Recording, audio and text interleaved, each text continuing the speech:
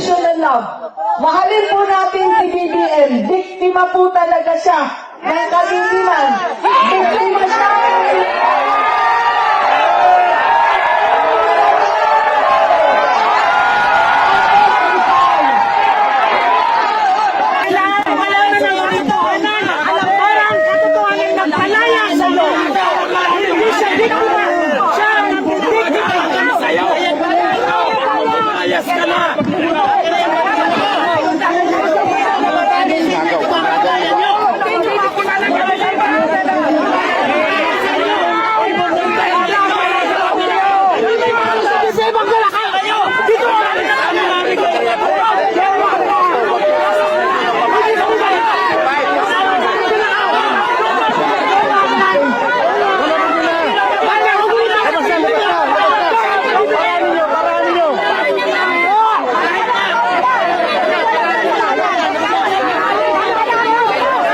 Sa isang pagtitipon ng mga taga-suporta ni dating Pangulong Rodrigo Duterte sa liwasang Bonifacio nitong Setyembre 21, inupakan ng mura, sigaw at pagkuyog si Mother Mary Flor ng Missionary of the Divine Healers matapos siyang manawagan na mahalin si Pangulong Bongbong Marcos Jr.